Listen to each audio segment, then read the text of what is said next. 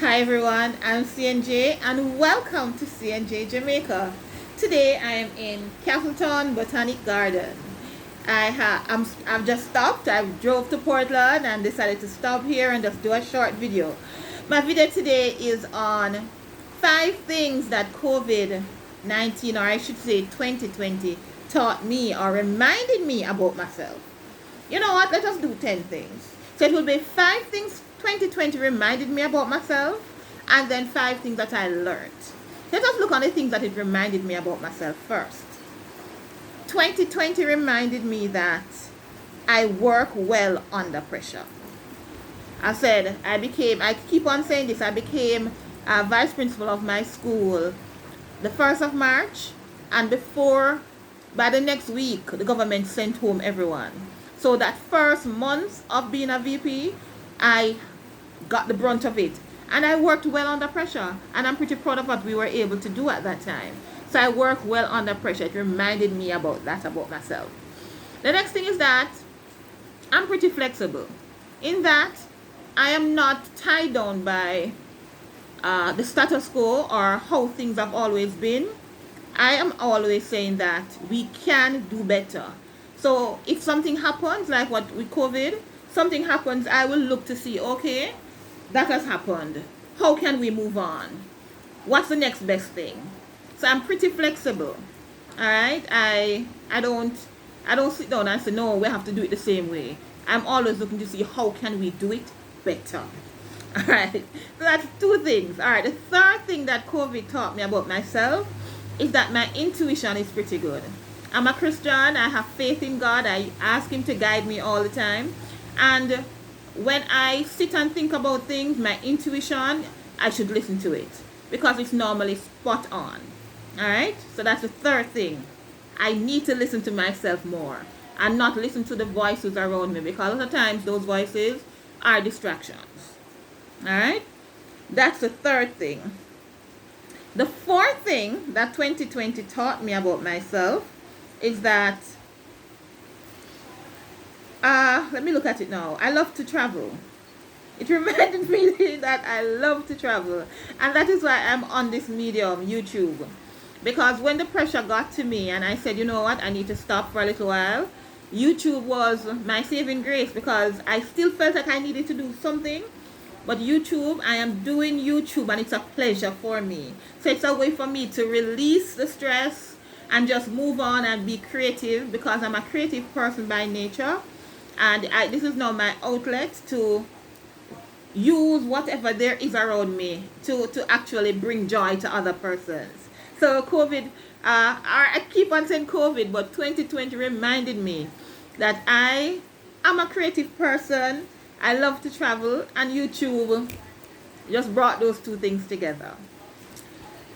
The fifth thing that 2020 taught me is that even though my circle of friends is pretty small, but God has helped me to cultivate some friendships that are long lasting from university days.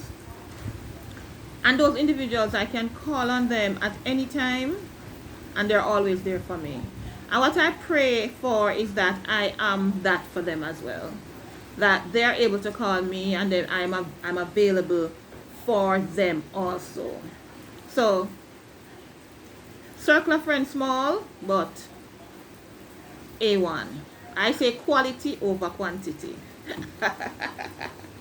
All right, the 5 things that 2020 taught me now, because those things were what it reminded me about myself.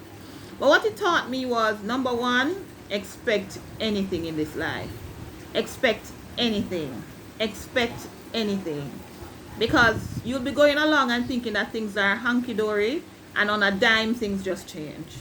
So expect anything. That's number one.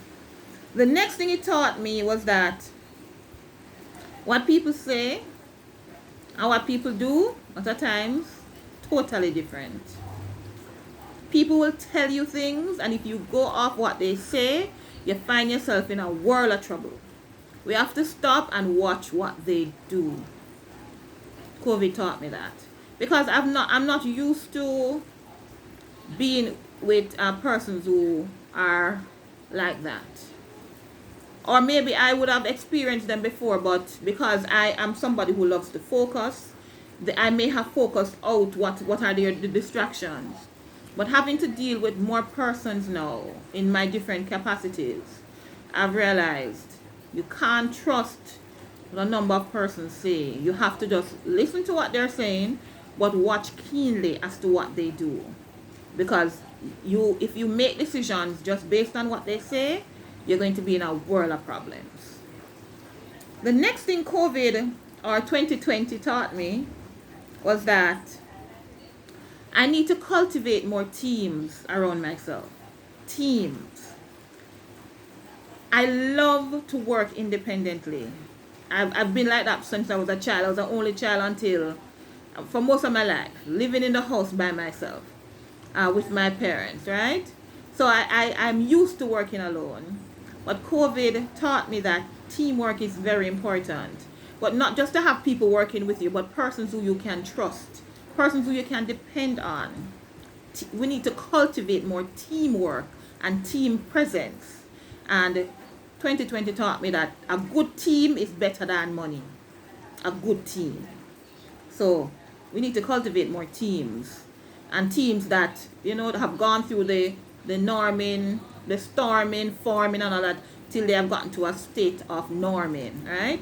Of performing, I should say. Until they have gotten through all of that. Forming, storming, till they have gotten to the place where they're performing. And that is the teams that I need to go through all the things to get to the performing part.